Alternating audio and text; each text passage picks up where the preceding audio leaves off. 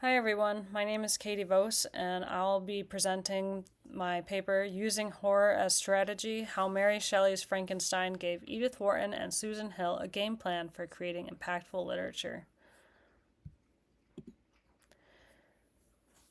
Mary Shelley's Frankenstein is iconic. In the 2 centuries since it was published, it has become such a well-read and well-discussed piece of literature to the point where variations of it continue to thrill the masses in our popular culture. It hasn't, however, been read with a feminist lens very frequently and hasn't been shown as a driver for other female writers to use the horror genre as a vehicle for communicating how they see a woman's role in society, for conveying their displeasure with the status quo. This presentation aims to show that continuity through close readings of Edith Wharton's Afterward, written in 1910, and Susan Hill's The Woman in Black, written in 1983, two works in which the authors chose to use the horror genre to instill in others the need for societal change. In addition to looking into the circumstances surrounding Frankenstein's publication history, considering the narrative style and character usage across all three works reveals the influence that Shelley had on other female authors who wanted to use their platforms as authors to create societal change. So throughout this presentation, we'll take a look at the argument. We'll look at my argument and the gap in current scholarship, as well as the theory and methods that I used in order to convey my research. And then we'll take a look at Mary Shelley herself and the history of Frankenstein, and then a closer look at Frankenstein itself through the feminist lens. And then we'll look at Edith Wharton's Afterward and Susan Hill's The Woman in Black. So the horror genre is really meant to shock and disrupt the natural order of things. So it's fitting that for centuries now, female authors have used horror to frame the works in which they convey to their audiences the struggles they have faced in the hope of creating a new way of living. So Shelley's Frankenstein became so influential that readers can see the depth of her lasting impact on females using the horror genre to tell their own stories, especially through Edith Wharton's short story and Susan Hill's novel. Shelley's Frankenstein is talked about in many ways, and we see her impact in popular culture all over the place. But the specific impact that she had on female writers is not really discussed. There are a few authors who discuss it here and there, but it's really not touched on as much as it should be. So I took Frankenstein and I read it with a feminist theory. I did a close reading of all three works and included an analysis specifically of characterization, narration, and diction. So Frankenstein was written initially during an 1816 trip to Switzerland with Percy Shelley and Lord Byron, who were her soon-to-be eventual husband and her friend. They went there as a way to blow off some steam, have some fun, and Lord Byron suggested they have a contest to see who could write a better horror story. When they got home, Percy really encouraged Mary to continue writing Frankenstein, and her work was initially published anonymously in 1818, and many thought that it was written by Percy and not Mary. Frankenstein was revised more than once. Her final version was in 1831, and she included in this version an introduction by herself in which she claimed the novel as her own, dispelling any other rumors that Percy was the author or that it had been written by other people. But also in this introduction, she changed the origin story of the novel, saying that she got the idea instead through a dream, and changed the way that she portrayed the female characters in the novel to boost her sales. So Shelley was at this time in her life, she was a single mother. Percy had died, and she didn't have a lot of money, so she needed to find a way to really get people to buy her book. so that she would have money to keep going and to take care of her child. But she wrote in her introduction, "I will add but one word as to the alterations I have made. They are principally those of style. I have changed no portion of the story, nor introduced any new ideas or circumstances." And this was a fabrication. Mary Shelley changed. She didn't really change the plot of the novel, but she changed the way that females were portrayed, changing them from a more rebellious nature to operating outside of traditional feminine roles, and kind of turned them into the ideas that most people thought that women should be behaving within society. For example, she talked about how when Victor was talking about how his sister got scarlet fever, Shelley wrote the character of the sister as she initially wrote the character as not very interested, like she felt bad that he was sick, but wasn't really super interested in being a caring person or coming to his aid. And so when she revised the novel in 1831, she talks about how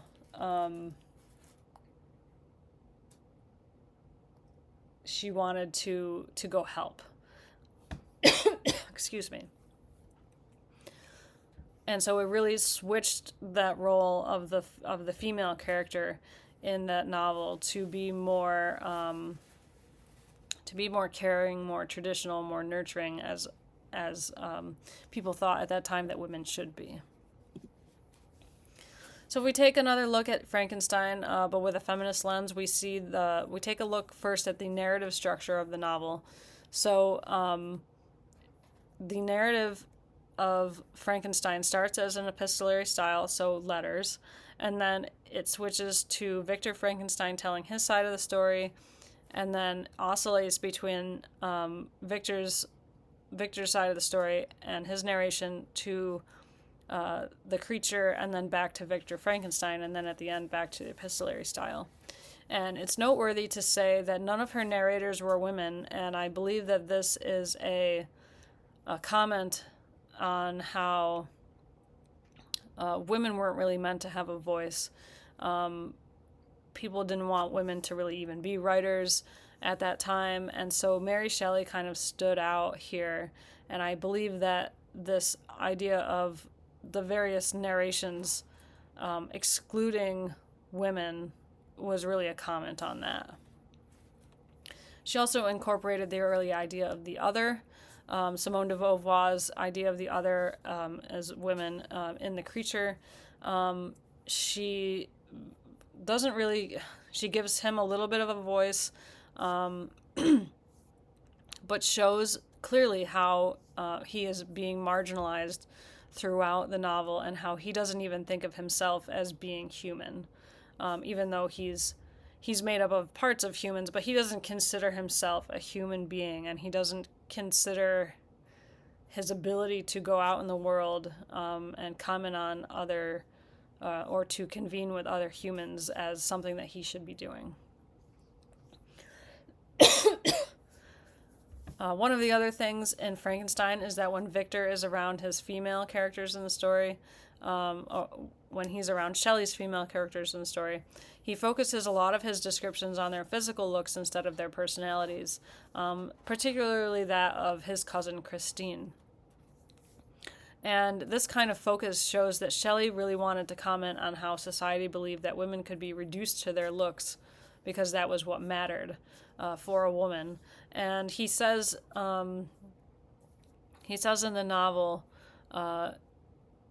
yet she appeared confident in innocence, for all the kindness which her beauty might otherwise have excited was obliterated in the minds of the spectators by the imagination of the enormity of what she was supposed to have committed. So she had been arrested and put on trial for the murder of Frankenstein's brother, and he knew that she didn't kill him, but kind of seems to suggest here that her beauty could have enticed other people to acquit her. And so we see this sort of power struggle that is being conveyed here.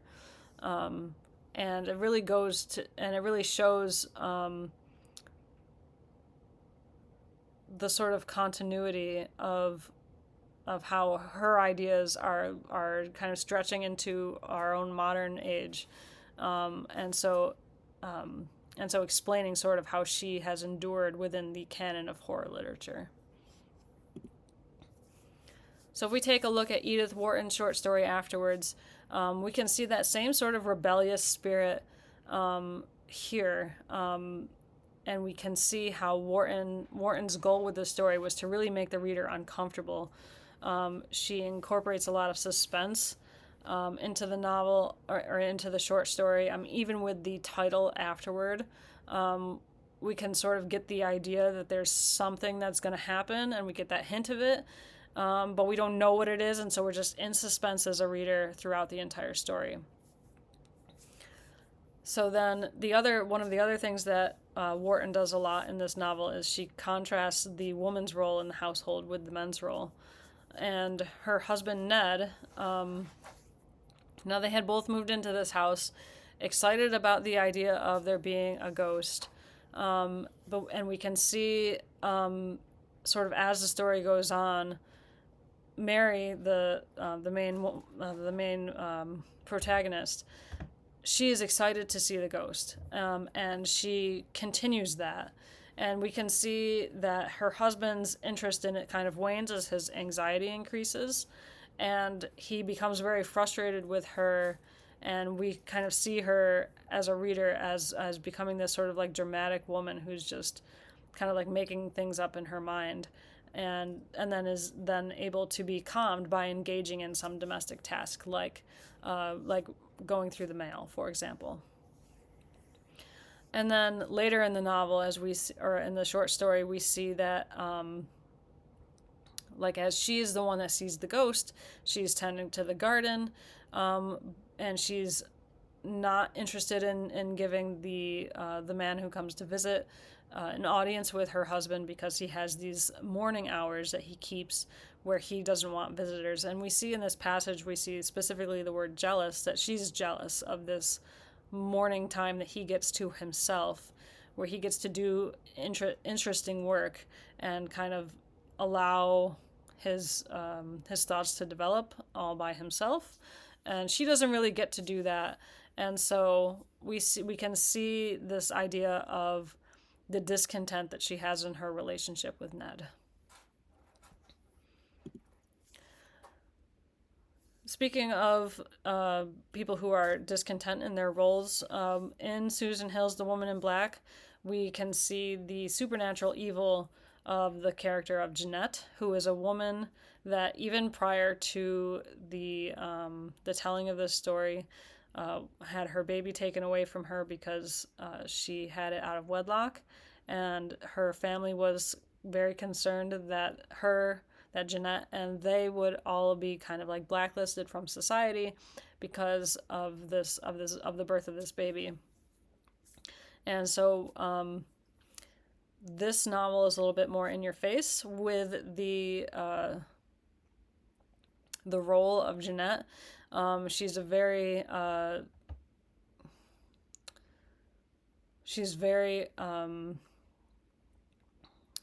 obvious and vengeful, and is kind of seen as like this harbinger of death and destruction. And we can see that the role of having a baby as a single woman in the early 1900s versus the late 1900s, of women kind of like being treated unfairly. And she was really sort of looked at as this woman who was, she was going nuts and everything.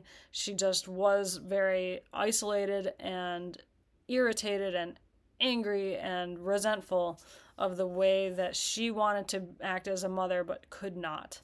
And so we see that as her character becomes more dominant throughout the story, we see that the male narration of Arthur Kipps, who is the narrator, kind of wanes. And so we see the sort of overwhelming and oppressive presence sort of start to come out, and make a comment on how women can be powerful in their rage, and sort of having Hill use Jeanette as this character throughout throughout the novel makes it a little more rebellious for her, as opposed to Wharton and Shelley. But we can still see this continuity of discontent through all three of these works. And we see this even specifically toward the end of the novel. Kipps kind of loses his authority over the story, and he can barely even make it to the end, having lost his newborn son and his wife in the tragic accidents following his last vision of the ghost of Jeanette. And so we can see that Jeanette's presence kind of completely takes over. And it's kind of funny because even though this happens, he still kind of views the women in his life as caretakers, and he still thinks of Jeanette as this woman who really was just driven to be this way. She was initially, a loving mother, and just totally got turned on her head, but he believes that there's still some good, even though even in death she has this vengeance on her mind, and is unable to get past that. So finishing up, when Shelley finished writing Frankenstein in 1818, and even after she revised it in 1831, she probably didn't think that she would become one of the most enduring horror stories of all time, and yet her creation has stood its ground for more than 200 years. In this time, her decision to use the horror genre and the way in which she weaved a feminist message of the intricacies of womanhood throughout the various narration styles and characters continues to make an impact on other female writers who want to craft a story that is subversive and yet effective. Through their stories, Shelley, Wharton, and Hill all show that women, generally thought of as meek and unimportant in the world of men, are a force that many men do not even see coming. They all had different commentaries on the role of women in their time periods, and all hoped for different outcomes through sharing their stories. But the commonality between them was a hope for women to be unleashed from the shackles of definitions and boundaries. Men had the world at their feet, and even though the progress women made in the 150 years between Frankenstein and The Woman in Black being published, women were and are still fighting for the same thing. Shelley led the way for other women like Wharton and Hill to see the horror genre as a vehicle to make this hope known to their readers. Here's my works cited page, and a thank you for listening to my presentation.